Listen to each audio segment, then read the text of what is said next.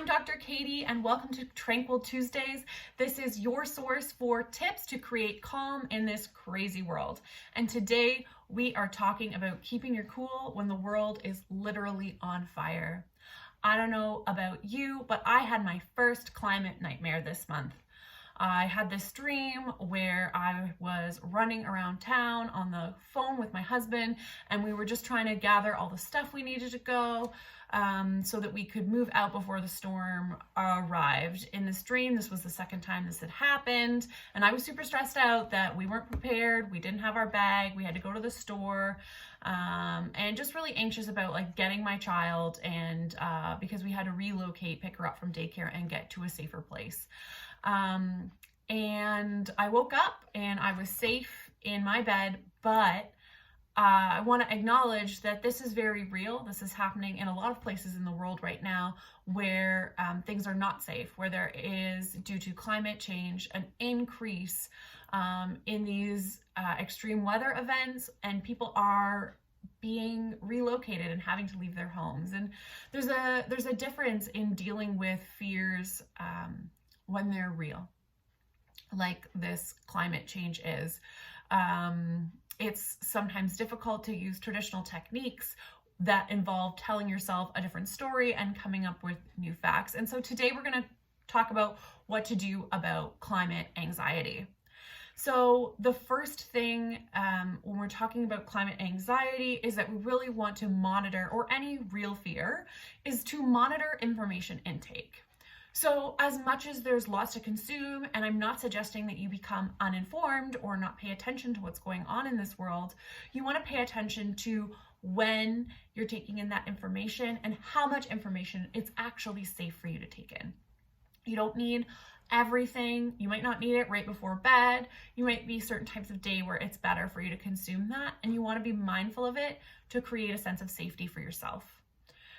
The other way that we want to practice a sense of safety is creating a practice of gratitude. Here in Ontario, we have a lot to be thankful for. I'm in Southern Ontario, and we don't have fires here right now. And being prepared for what's realistic in your region is really important. And also practicing gratitude for what you have, that you are safe in this moment, you are watching this video in this moment, and bringing that in. Now, I have two more tips for managing climate anxiety, but I did want to just take a minute to talk about, if you're having trouble with anxiety in general, you might want to check out my Tranquil Minds Anxiety Program. I'm going to throw a link to it in the bottom. You can learn how to overcome your anxieties by watching videos just like this one. Back to the list, the next thing that I wanted to talk about in terms of climate anxiety is creating a reasonable action plan. And we do that with saying, I'm already doing X and I'm going to continue by doing Y. So one example of that might look like, if you're talking about climate anxiety, is to look at what you're already doing in your life to help contribute to or the resolution of this climate issue. And so it might be, I'm already working on reducing my single-use plastics, or I make choices around my energy use, or I'm using active transportation to get to work. And if you're doing one of those things, you can say, oh, this is how I'm contributing. And then sometimes that feels like that's not enough, especially in times of crisis. You might think, there's more that needs to be done. And you're right, there's more than any one person can do. But it's also good to be a contributor and a force for good in this world. And so the next thing is thinking, and I'm also going to, or I'm going to continue doing Y. And so maybe, a lot of people have been motivated to donate some money to the fires right now. A lot of people might feel like there's a letter that they want to write to a politician.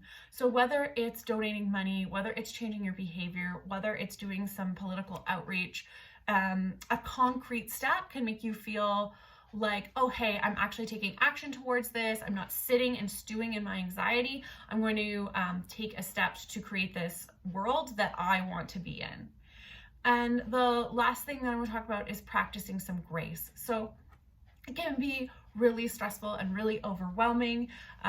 You cannot hold yourself to the idea of perfection, but you are good, even though you are not perfect, and you are a force for good in this world. So I'd love to know what you're doing about climate anxiety, if this is something that's bothering you. If this video was helpful, I do hope that you will share it with someone who you think might be helped by this video.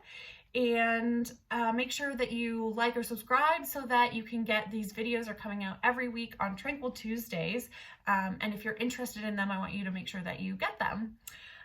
So I'm Dr. Katie. Until next week, I'm Dr. Katie reminding